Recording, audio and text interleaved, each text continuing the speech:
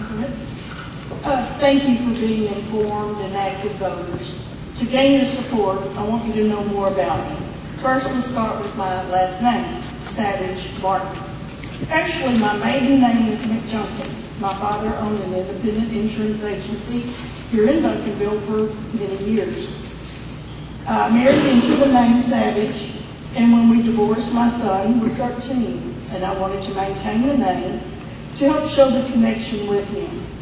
And then when I remarried 10 years later, I wanted to make sure employees knew who I was and retain the Savage part again. And yes, it's very confusing. Actually, my last name doesn't even indicate my heritage of being a sixth-generation Duncanville citizen. My mother's maiden name was Collins, and her mother's maiden name was Daniel. The Daniel family settled here and farmed many acres of land. Some of it is where the large, beautiful church is on West Moreland. We also have a family cemetery on Bolton Boone. This heritage is important to me, as there were 4 members of my family to serve on the Duncanville ISD school board before and after it was sanctioned. My grandfather, Lee Collins, and great-uncle Bob Daniel both served, and Daniel Intermediate is named for my Uncle Bob, as I called him. So family is very important to me, as is giving back a part of me to the community and school district. I first learned the word philanthropic in Duncanville High School, serving as a student council officer.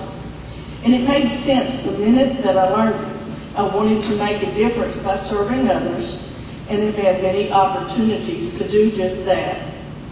Most recently, as an employee of the Duncanville ISD, I've been able to help employees understand and utilize their benefits. Insurance can sometimes be very confusing, and I help by explaining it to them in plain, everyday language. I also was able to help employees when they needed to utilize their benefits, many times when a family member died, and although this was not pleasant, I felt I was serving a purpose that was much appreciated by the employee. So there you have it, Janice Savage Martin in a nutshell. I'm family-oriented, service-oriented, and love this community and school district. Thank you, Janice.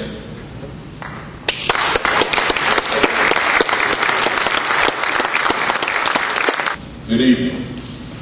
My name is Patrick LeBlanc, and I'm a candidate for Duncanville ISD School Board Place 6. I'm a native of Grambling, Louisiana, born and raised there.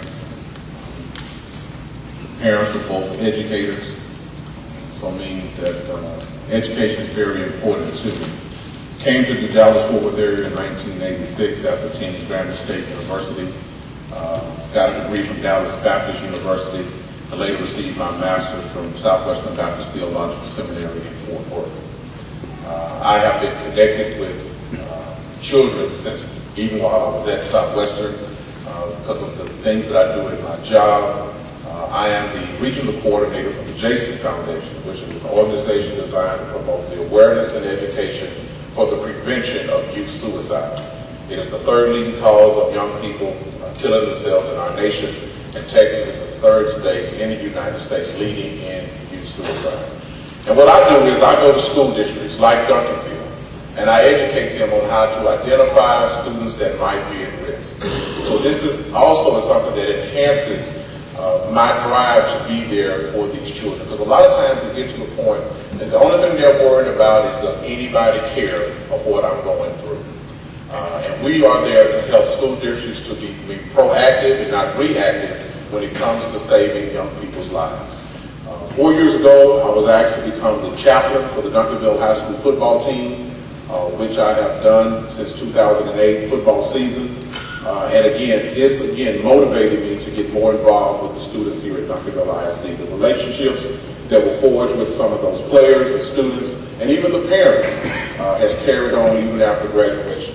But we're trying to teach these young men not just to be football players, but to have a sense of respect, character, and integrity, both on and off the field. This is something that was instilled with me from my father, who grew up, graduated from high school when he was 16, got his college degree and his master's degree. He was a principal. My mother was both an educator and a basketball coach. So education is something that's extremely important to me and my family. My wife and I, one who's here, we moved to Duncanville after being asked to be a part of the chaplain program here at the high school, and we love what we do. We love the relationship that we have with people in Duncanville, and I think that I can be an addition, or effective addition, to the Duncanville School District and their board and what they've already been doing. So thank you. I appreciate your support. Thank you very much.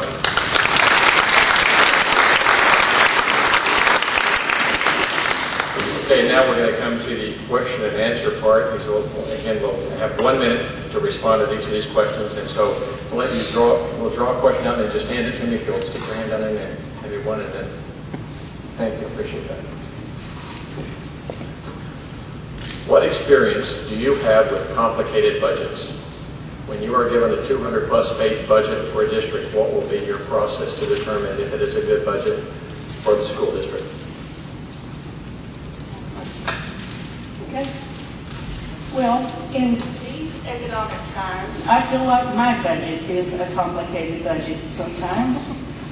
But the school district is a very complicated budget. And there will be training for the school board members to learn about working with such a large budget. Because it is a very large budget, and with the majority, 80% of it is for salaries. So it's very important to understand it, and I will do everything I can to come up to speed to understand it thoroughly. And I hope that I can be the person that you vote to learn about it, because I want to serve you. Thank you. Well, I think the first thing is we need to analyze all 200 pages of the budget. The goal being to make sure we identify the needs that are pressing to our district. Those needs are adequately addressed in the budget. If there's something that we might could do differently that can be more cost effective.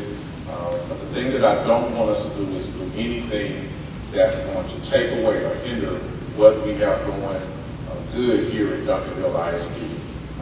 Duncanville is a prominent district, it's a good district, and the things that we're doing have proven to be just that. So what I would do is just make sure that we look at the budget, we address all the pressing needs, and we analyze it thoroughly before we decide on any outcome. What is your long-term vision for the Duncanville ISD School Board, and what things would you like this district to be known for in 5 years that it is not known for now? Well, the one thing that I would like for the district to be known for is a district that produces leaders, a district that graduates its students. One thing that we've learned even working with the football players is that every one of them might not have the ability to play for the University of Texas or the University of Oklahoma, but all of them have the ability to play somewhere. So the thing that I've liked about working with the players is that just because you can't go to that type of institution, it does not mean that you cannot get higher education. So one of the things that I would hope is that we would try to increase our level of graduation rate to where almost every senior graduates, and if they want to go to college, they have the opportunity. We have prepared them adequately enough where if they want to go and get that further education, they're ready to go because of the time they spend at Duncanville ISD. I want it to be a leader, not only in the state, but in the country. And we are more and more outside entities are coming to us to see what we're doing. We're continuing with our 20th century learning. We're developing more and more engaging classwork so the students are engaged and want to learn. They dialogue with each other as well as the teacher. It's not just someone giving a lecture, as we are in this setting. And I want us to continue to have extracurricular activities that enrich the classroom so they supplement what is learned in the classroom. Sorry about that. Thank you. What are the biggest challenges that the DISD is facing? What are the biggest challenges that the DISD is facing? Well, the biggest challenge is the state funding. It's not adequate and it's not equitable across the state, so they are going to have to look at that. Fortunately, Duncanville ISD took steps several years ago when the economy first started to fail, and steps were taken at the state legislature so that we're not having to do layoffs this year. So it's, in fact, staff is getting a 3% increase. So the biggest challenge, I feel like, is getting the state legislator to understand what is needed for school districts as far as finances. Well, I think the greatest challenge facing the Duncanville ISD is school safety. We need to make sure that we've done everything possible to ensure that every campus is safe and secure, where it will create an effective learning environment for our students. If they feel safe, if they're secure, then they can learn. This will enhance their learning capability.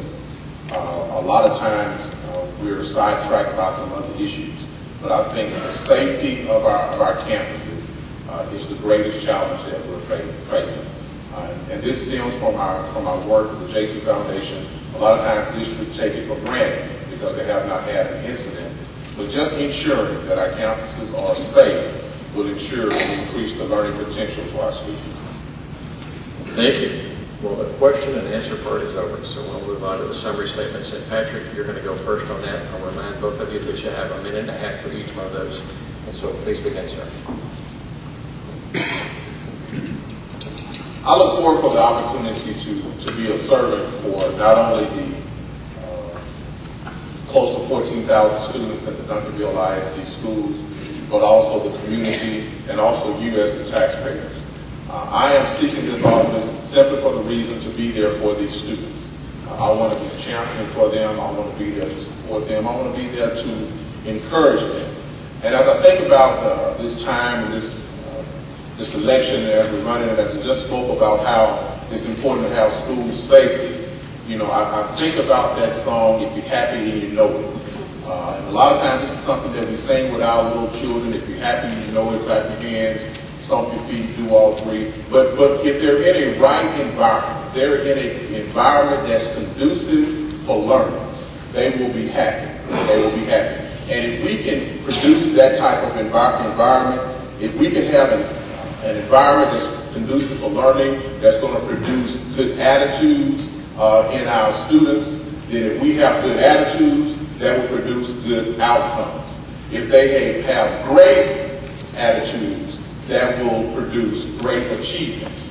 So I ask for your support in running for the Duncanville ISD School Board of Place 6 so that I can help be a better advocate for our students and for you, the community. Thank you. Thank you, Patrick. And now, Janice, it's time for your summary statement. Again, 1.5 minutes. Thank you. As you can tell, we have very capable candidates for the upcoming school board election. But what sets me apart is my family heritage and my 21 years of employment within the Duncanville ISD. Because of this, I do not believe my learning curve will be as great.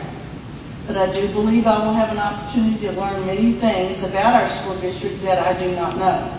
And I'm looking forward to that opportunity as a lifelong learner. I'm a researcher and will look into the many topics that will be set before us and will vote the way I feel is in the best interest of students. As an employee of Duncanville ISD, I've had many staff training opportunities. And one of the most interesting was learning about my strengths. My top strength is harmony, which gives me the ability to work well as a team member, as I did as a DHS Pantherette. And I listen and ensure that others are heard. A restorative strength is good for dealing with problems, figuring out what is wrong and resolving it.